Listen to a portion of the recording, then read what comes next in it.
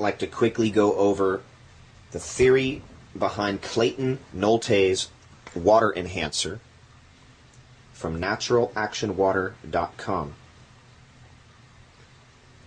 Now, there are no jagged edges in a stream. There are no sharp rocks in a raging rapid, because all of the rocks are smoothed out and rounded out. As the water passes by the rocks, it is trying to turn them into spheres over the course of time. Just like the fluidal forces in space on the atomic level are creating spheres out of particles, and as a whole, they are creating spheres out of planets. So, what happens if you oblige the water and give it a more spherical path, or have it travel in arcs? It will give the water more energy because it's not having to use as much energy to turn things into spheres. So if you can have water travel in an arc, it is very beneficial before you drink it or water plants. The bigger the arc, the better. The longest arc known possible is a vortex or a phi spiral. So when you stir your water, you're creating a vortex, and it's the most natural action in the universe.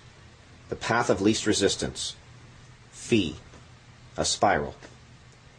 The next best thing to a spiral, to create an arc, is the outside of a sphere. You can have water going down in a vortex, or you can have water traveling around the arc of a sphere.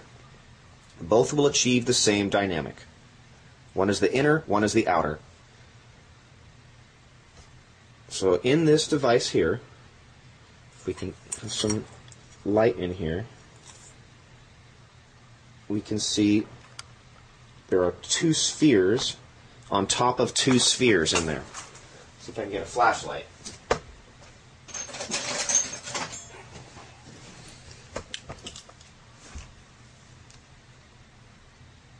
It's just a series of spheres stacked in this tube. They're made of a specific type of material for best flow and to have no toxic plastics and all that stuff. So biodegradably safe, and he has his reasons for using the materials he does in this.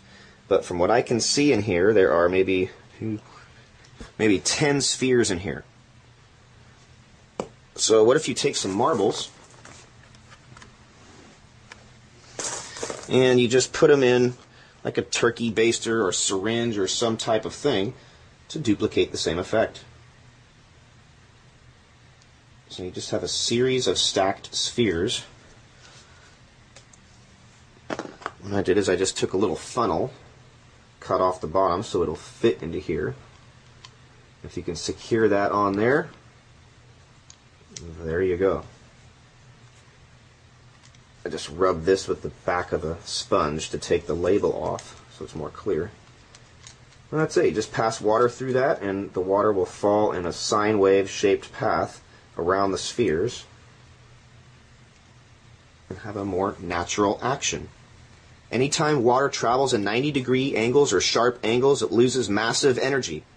You don't want to have a pinched wire. You want to have a coil of wire. You don't want to have a elbow pipe or 90-degree angled pipe. You want to have coils and arcs. So this improves the electrical conductivity of the water, lowers the surface tension, and has a lot of benefits when you water plants.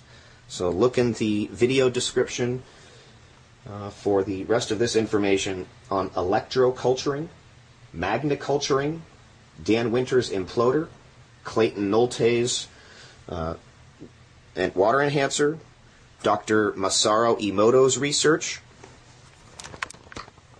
You can apply this to Marco Rodin's coils, have the water flow through that as you're pulsing specific frequencies through, according to the 432 harmonic is my choice.